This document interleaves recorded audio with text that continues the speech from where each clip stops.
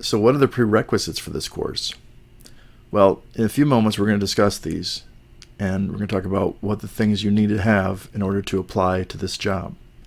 The first, and probably the most important, is you need to have a solid education. And what they're looking for is at least a bachelor's degree. You can't have a GED, you can't have an associate's degree. It has to be a bachelor's degree. Now, if you have a master's degree, that's even better. Or if you don't have a master's degree, at least have some educational teaching background. If you've taught in the past, or you're teaching now, or you just graduated and you don't have a job yet, this is a great opportunity for you to get this position. The other thing is there are some specific ESL certifications that are available that you can go online or in face-to-face situations and prepare for. And once you have those, you have a better chance. You'll be in a higher demand to get the job that you want. But the good news is not all of education is the same. Not all teachers are the same. And the good thing about that is the company that I work for didn't require me to have any certifications, didn't require me to have that much teaching. I do have a business degree. I don't have an education degree. I have a business degree. But I am a children's book author and illustrator, and I'm also writing a children's book novel.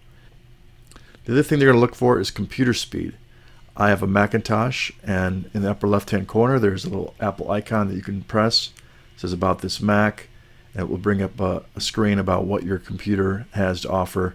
And what they're looking for is processing speed, enough RAM to run their software. And at this time when I was hired, Mac OS Sierra, which is version 10, was the latest software that was available as an operating system. They want the latest software available to you. So take a screenshot, send it along to them. And my computer is actually a 215, and I would probably go back to 2015 for the Mac. And on the Windows, it might be 2015. This is actually an older screenshot, but the idea is to send a screenshot of what you have, send it into them, and they'll determine whether or not you have a powerful enough computer to run their software. If you have a great attitude, a great personality, and you convey that smiling, charismatic attitude into your classroom every single time, well, guess what? That's going to bounce off of you and onto them, and then you're going to have a great, fantastic classroom. Because every class that you take, you're actually rated on every class that you're teaching. So you want to make sure that every class is fantastic. And a big part of that is when you're smiling, you're engaging with the students, you're communicating the value of the instructional material that's being presented, and that's good for you and it's good for the company. You are the face of the company. Okay, the students and the parents are looking at you to see what kind of quality education is this company providing. So that's very important, is to have a great attitude every time you go into the classroom. The next thing is patience. Patience is imperative because sometimes it can be a little daunting in there. When you have anywhere from 1 to 6 children yelling at the top of their lungs, fidgeting, you need to be calm, collected, and patient, because a lot can be happening in the background. There could be background noises. There could be background noises in their city, or their parents might be talking to them. All kinds of different things are happening, and you have to have patience in order to succeed in this environment. And I can't stress this one enough. Punctuality is imperative as well. Let's think about when you're in high school and that bell rang. You're expected to be in your seat, ready to learn. It's the same with online ESL. You have a 5-minute window. It's an introduction where you get to know the kids.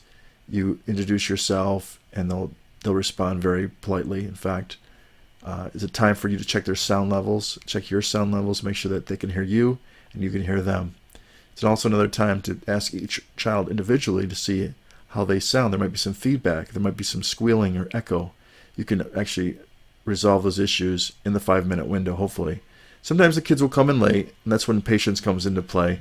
But you want to be punctual because you have that 5-minute window to get to know the children. If you get there 3 minutes or later, guess what? The computer is going to knock you off. They're going to bump you. That stinks for you because you lose the income. You get a knock on your performance, and that's just not good overall. You want to basically never miss a class. You want to get there on time, and punctuality is a big part of that.